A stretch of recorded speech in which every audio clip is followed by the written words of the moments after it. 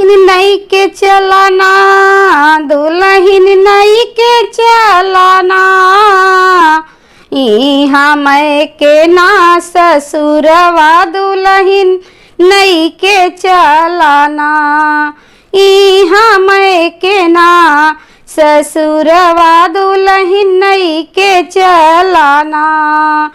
कैसे के नई के चली हमारी सासुना, हमरे माथे के बिदियवा हमके भारी लागे ना, हमरे माथे के बिदियवा हमके भारी लागे ना।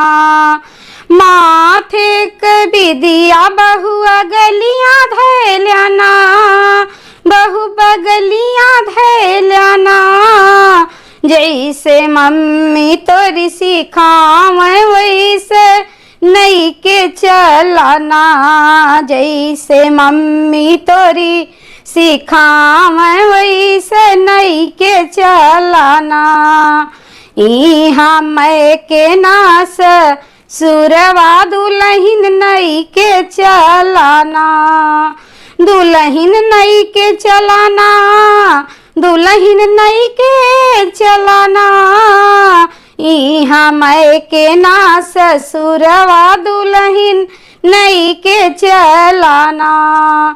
कैसे के नई के चली हमारी जेठनी ना, हमरे हाथ के कंगनवा हमके भारी लागे ना, हमरे हाथ के कंगनवा हमके भारी लागे ना।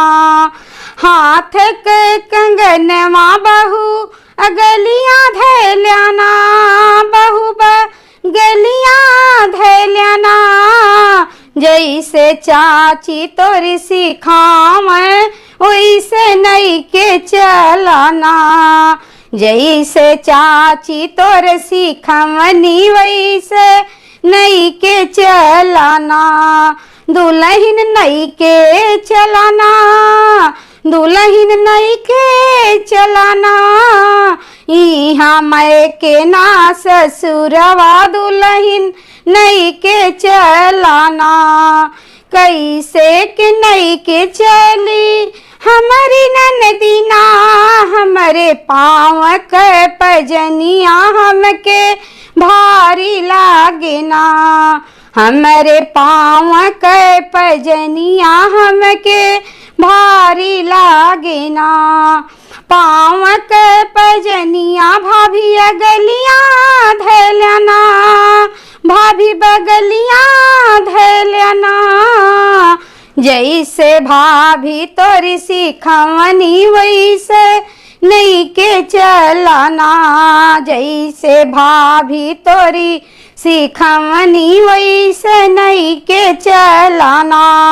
दुल्हन नई के चलाना, दुल्हन नई के चलाना, इहाँ मैं के ना ससुरवा दुल्हन नई के चलाना, इहाँ मैं के ना ससुरवा दुल्हन नई के चलाना।